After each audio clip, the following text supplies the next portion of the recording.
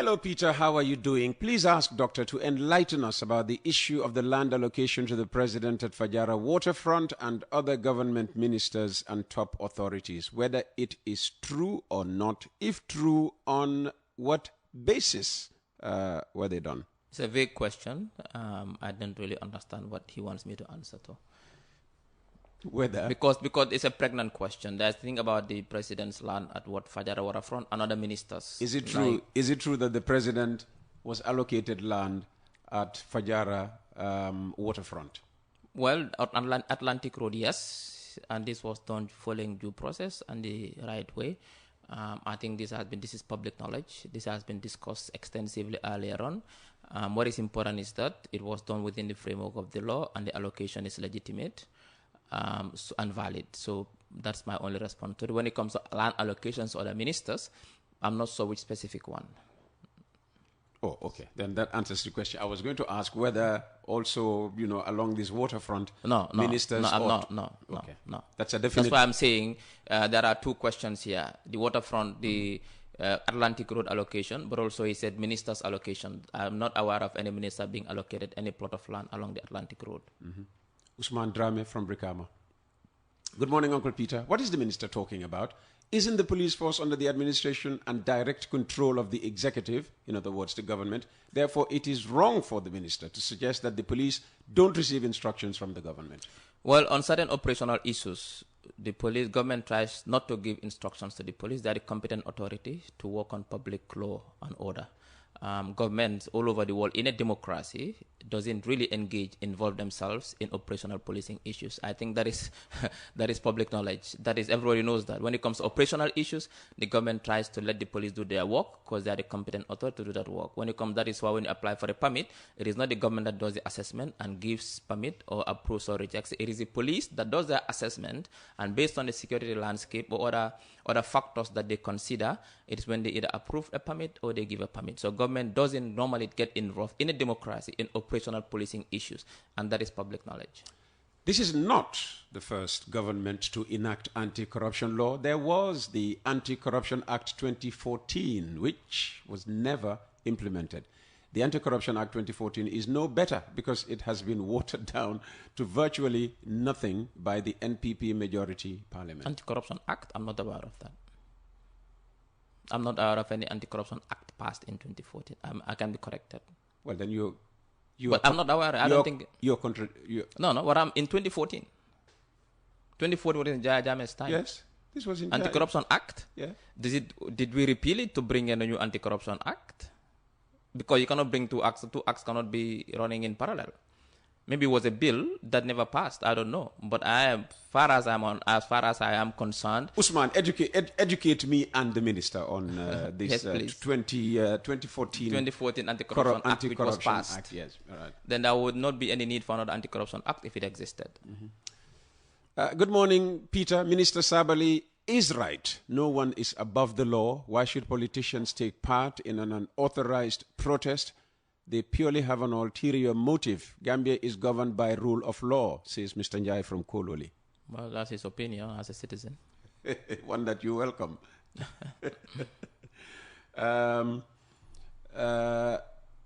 I thank Dr. Ceesay for initiating the Mansakunda, but let it be rotational and across the regions at the governor's bantabas. Have you done one? In fact, I think I'm happy that he or she raised that issue. Currently, we have a proposal. We are working with the... If you advertise anything here, No. We are not advertising I'll anything. send you a bill. No. We are working with the Department of Information Services.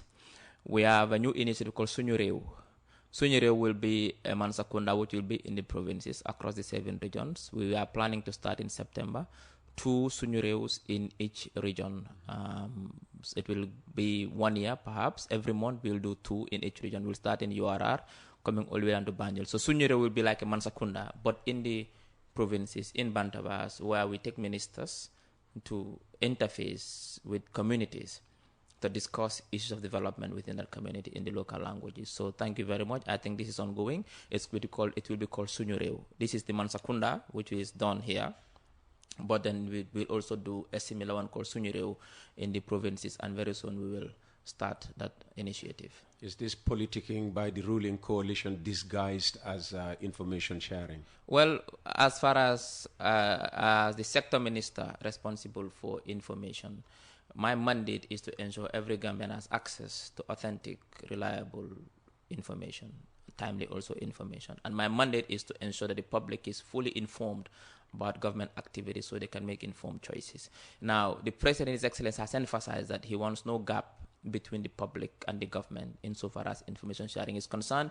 He wants the government to know on a daily basis what the public is, what public concerns are, what the public challenges are, what are their aspirations. In similar vein, he wants the government to know, he wants the public to know what the government is doing on a daily basis in terms of their achievements, their projects, but also the service that are provided. That is my role, to bridge that gap, and then that is why we come up with these initiatives. It's not politics. This is just fulfilling our mandate for what they call proactive disclosure, to ensure that the public is given enough information as possible to understand what the government is doing, because we have to be held accountable. We have to be transparent. We have to promote our democracy, and the only way we can do that is to ensure the public is fully informed. And in our ministry, our thinking is that the way in which healthcare is a basic service, which must be provided by government, the way education is a basic service to be provided by government, we also believe that information is a basic necessity, it's a basic service, it's a basic public good that every citizen must have. That is why if you look at all my public engagements, on every week I'll get 3 or 4 radio engagements in the local language, and I always open the lines for people to call in and tell me in their different regions what is happening there. I get this information and go to cabinet and tell the right sector minister that, hey, Minister of Agriculture, someone called from Barajali, this is their challenge, can you please see what we can do? Or transport minister, hey, someone called from Hakalang, they say this is their challenge. This is what I do on a daily basis to ensure that there's the link between the public and the government is secure, is strong, and that government responds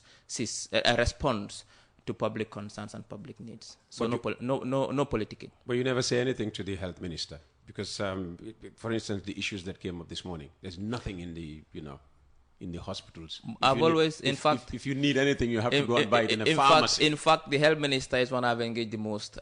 Sometimes we do these things, we cannot come to the pub to see what we've done. I've got some issues that people bring to my attention that I call the health minister directly, or sometimes I engage him in the cabinet WhatsApp group to say, hey, health minister, these are complaints what are doing about this. And I'll get information, and sometimes we'll resolve these issues. So we do a lot of work behind the scenes. We don't have to come to the radio to say, this is what we've done, I've engaged this. What I can tell the public, and that I can assure the public, is that whenever there are concerns, even if we don't respond to them immediately on the radio, we always take this feedback and engage the relevant sector minister to find a solution to these problems. Brother Peter, for 22 years we were oppressed.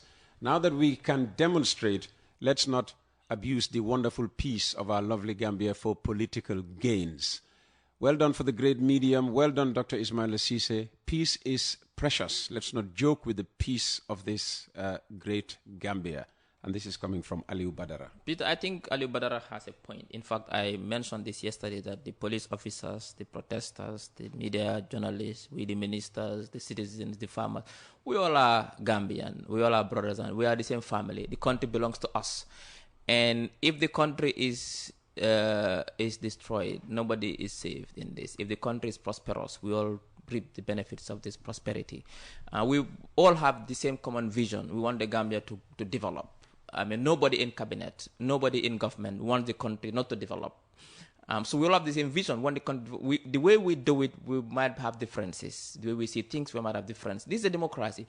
We can discuss, we can engage, and that is why I believe that protest should always be the last resort. Protest always comes if you exhaust all other means of conciliation and negotiation. Then you go and protest to say, you know what, we've tried everything else except one former, I think is a philosopher, I can't remember the name, I've forgotten my political science 101, says that war is a continuation of politics. What does that mean is that before nations resort to war, they first discuss, they first negotiate, they first find peaceful solutions. When all solutions have been exhausted and there is no way to win, it's when they resort to war. In the same vein, protest always comes last when we've negotiated. When you request a document from a government and the government said, we are going to produce this document, I think government should be given some time and negotiate. And then perhaps if government is failing or has not shown any goodwill to publish these documents that the public is asking for, maybe you could resort and ask for a permit.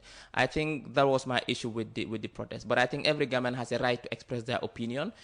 Protest is part of democracy. That is why it's in the laws, which says that, okay, you can protest, but you need to get the permit is to protect yourself, because the right you have to protest is the right others have to counter protest. So to avoid a situation where you're yourself who's protesting, you are secured and you are protected, that is why you have to inform the police and get a permit so the police can secure you whilst you are doing your protest. This is part of law. But the most important thing, what I'm trying to get at, is that the country is our country. We can disagree. Today, those in government were not in government yesterday. Others were in government yesterday. Today, they are in government. They'll not be in government forever. I'll not be the Minister of Information forever. Someone will come. Someone was there before I came. Someone will come. When will you stop being? Well, I don't know. What I'm saying is that someone will come after me. So I think whatever we do, let us do it for love of country. Let us not do it to gain for short-term political gains, because the country is bigger than everyone. Good morning to you, my brother. To state that healthcare is a nightmare in the Gambia is an unfair statement, maybe in Sudan or Gaza, but not in the Gambia. Well, I've said that the government, I think the Minister of Health has done a tremendous job in transforming the healthcare sector. I got to know this particularly firsthand when he did a presentation on some of the achievements in the healthcare sector. Yes, there are still challenges, like I said, but at least in terms of access, we've built more health centers than ever before. We've built state-of-the-art health centers in Jali, in Kiang, a place where there was no health center before, in Tumanna, in Mankamang, in Sisemajao, in Jokado, in Salikenya, in Badibu. These are places where now women can go, even children, even men, and have healthcare and dignity. Even men? Of course. So I was trying to be... It's the way you put it. I was trying to be gender.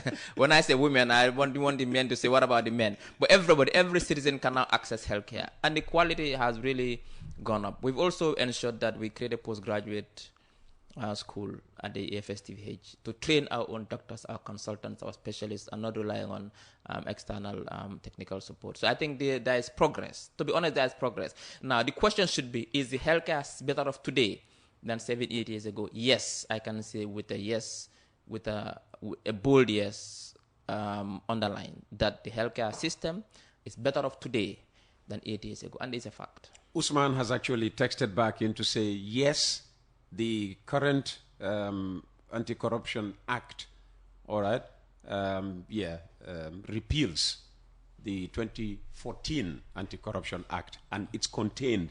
Well, that's a good piece of information. What is important is that it wasn't implemented because there was no Anti-Corruption Commission, and it was never implemented. Just as the latest one is also... No, but at least the latest one, there's a commission. The commission has been interviewed. There's no commission yet. No, but they've been interviewed. And very soon they'll be sworn in as commissioners to do their work. So that's the difference there. For the first time in our history, and I still maintain it, we are going to have an Anti-Corruption Act which will be implemented in line with the Act. Okay. That is what is important. Good morning, Uncle Peter. Please ask Dr. Ceesay, which section of the law empowers the president to have land in the country if he or she is serving as head?